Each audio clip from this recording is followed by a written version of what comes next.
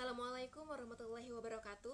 Perkenalkan, saya Istiqomah HM, mahasiswa PPG Prajabatan Gelombang 2 tahun 2024.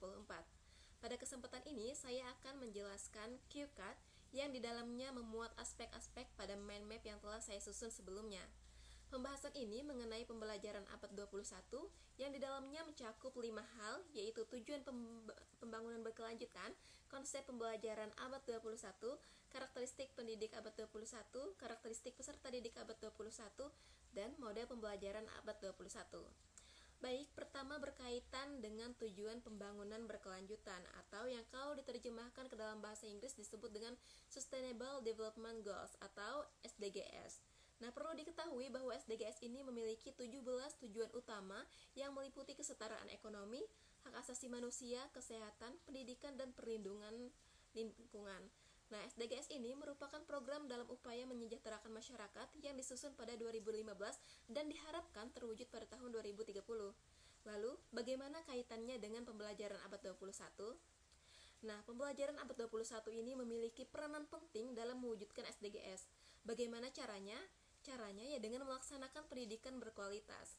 Saya rasa kita sepakat bahwa pembangunan yang baik tentunya berakar dari sumber daya manusia yang baik pula atau yang berkualitas. Jika kualitas sumber daya manusianya tidak mumpuni, tentunya akan sulit untuk mencapai pembangunan yang berkelanjutan. Oleh sebab itu, dilaksanakannya pendidikan berkualitas penting untuk membawa perubahan yang lebih baik di masa depan. Sebelumnya, kita telah membahas pentingnya pendidikan berkualitas, yang mana hal ini tentunya berkaitan erat dengan pembelajaran abad 21. Ketika kita menerapkan pembelajaran sesuai dengan prinsip pembelajaran abad 21, tentunya itu akan mendukung terbentuknya pendidikan yang berkualitas. Namun sebelum itu, apa sih pembelajaran abad 21 itu? Nah, pembelajaran abad 21 adalah rancangan pendidikan yang bertujuan menciptakan generasi muda yang siap menghadapi tantangan di masa depan. Pembelajaran abad 21 ini menekankan pada keterampilan 4C. Yang pertama adalah Creativity, Thinking, and Innovation. Yang kedua, Critical Thinking and Problem Solving. Yang ketiga, Communication. Dan yang keempat adalah Collaboration. Artinya, melalui 4 keterampilan tersebut, peserta didik diajarkan untuk kreatif, inovatif, kritis, komunikatif, dan kolaboratif. Nah, selanjutnya, bagaimana sih ciri-ciri pembelajaran abad 21? Nah, pembelajaran abad 21 ini umumnya berorientasi kepada peserta didik. Artinya, peserta didik dituntut untuk aktif dalam kegiatan pembelajaran. Kemudian, pada pembelajaran abad 21, guru dapat menerapkan pembelajaran blended learning, yaitu gabungan antara pembelajaran daring dengan tatap muka.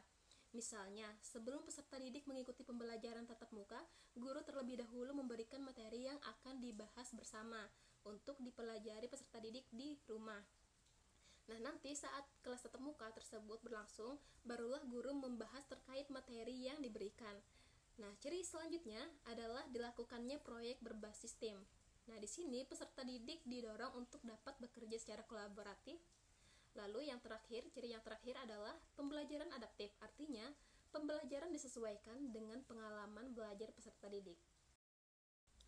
Berikutnya yaitu karakteristik pendidik abad 21. Yang pertama, guru sebagai fasilitator. Artinya, guru tidak hanya berfokus pada transfer pengetahuan, melainkan juga pada pengembangan keterampilan berpikir kritis dan kreativitas siswa. Yang kedua, guru merupakan pembelajar sepanjang hayat. Nah, hal ini menggambarkan adanya tanggung jawab dan komitmen seorang pendidik untuk terus memperoleh pengetahuan dan keterampilan baru untuk membuat pembelajaran yang relevan dan bermakna bagi peserta didik. Yang ketiga, guru harus melek teknologi. Nah, guru abad 21 dituntut untuk memiliki berbagai kompetensi. Salah satunya adalah kompetensi profesional di bidang teknologi. Supaya apa? Supaya melahirkan kreativitas guru dan peserta didik dalam pemanfaatan teknologi dan informasi baik sebagai media pembelajaran maupun sebagai sumber belajar. Nah, memang pemanfaatan teknologi itu memungkinkan membawa dampak negatif bagi kehidupan manusia. Akan tetapi, jika digunakan dengan bijak, tentunya akan sangat berguna. Yang keempat, guru abad 21 harus mampu menggali potensi peserta didik. Artinya, guru perlu mengenali bakat, minat, dan kemampuan peserta didik agar dapat menciptakan lingkungan belajar yang mendukung dan relevan. Nah, dengan memiliki karakteristik ini pula, guru dapat memfasilitasi perkembangan setiap peserta didik secara maksimal. Yang terakhir yaitu kreatif dan inovatif. Artinya, guru harus mampu mengelola pembelajaran secara kreatif dan inovatif sehingga peserta didik tertarik akan materi pembelajaran yang dipelajari. Setelah karakteristik guru abad 21, tentunya juga terdapat karakteristik peserta didik abad 21. Nah, yang pertama yaitu kolaboratif. Artinya, peserta didik tidak hanya belajar secara individu, tetapi juga didorong untuk bekerja sama dalam tim. Nah, melalui kolaborasi ini, peserta didik diharapkan terlibat secara aktif dalam pembelajaran. Oleh sebab itu, pada pembelajaran yang menerapkan kurikulum merdeka, biasanya selalu ada kegiatan yang menuntut peserta didik untuk diskusi ataupun kerja kelompok. Yang kedua, yaitu bernalar kritis. Dalam hal ini, peserta didik perlu diajarkan untuk menyaring informasi, menganalisis masalah secara mendalam, dan menggunakan bukti dalam bertindak. Dengan karakteristik ini, peserta didik akan berusaha untuk membuat keputusan yang tepat. Yang ketiga adalah mandiri. Seperti yang kita ketahui bersama, di era digital ini, informasi dapat diakses di mana saja dan kapan saja. Artinya, dengan akses informasi yang luas melalui internet, peserta didik bisa mencari sumber belajar sendiri, mengeksplorasi topik yang menarik bagi mereka, dan mengambil inisiatif dalam pendidikan mereka. Yang keempat yaitu kreatif dan inovatif. Nah, di sini peserta didik didorong untuk dapat menggali cara-cara baru dalam menyelesaikan suatu masalah. Melalui karakteristik ini, peserta didik diharapkan dapat berpikir kritis, mempertanyakan asumsi, dan menghasilkan ide-ide baru. Yang kelima yaitu melek teknologi. Nah, peserta didik diharapkan dapat memanfaatkan perangkat dan aplikasi yang ada untuk memperluas pengetahuan mereka, meningkatkan produktivitas, dan meningkatkan keterampilan mereka. Yang terakhir yaitu berkaitan dengan kesadaran global. Nah, dengan akses informasi global, peserta didik memiliki pemahaman yang lebih luas tentang isu-isu sosial, budaya, dan lingkungan.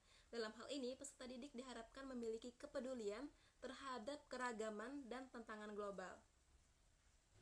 Selanjutnya, berkaitan dengan model pembelajaran utama yang digunakan pada abad 21. Di sini ada Problem Based Learning atau PBL dan Project Based Learning atau PJBL. Yang pertama, PBL.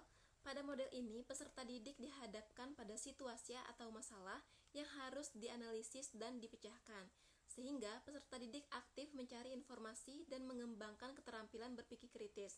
Misalnya, pada pembelajaran teks deskripsi, peserta didik dibagi menjadi beberapa kelompok belajar, dan setiap kelompok belajar dibebaskan memilih gambar objek wisata yang disediakan guru. Setelah itu, guru memberikan LKPD dan meminta setiap kelompok untuk mendeskripsikan gambar objek wisata yang didapat. Nah, yang kedua adalah PJBL, yaitu pembelajaran yang menggunakan proyek sebagai medianya. Misalnya, peserta didik diminta untuk membuat video tutorial atau langkah-langkah terkait materi pembelajaran teks prosedur. Baik, demikian yang dapat saya sampaikan terkait pembelajaran abad 21. Mohon maaf jika terdapat kesalahan pengucapan kata atau kekeliruan dalam menyampaikan materi. Terima kasih dan wassalamualaikum warahmatullahi wabarakatuh.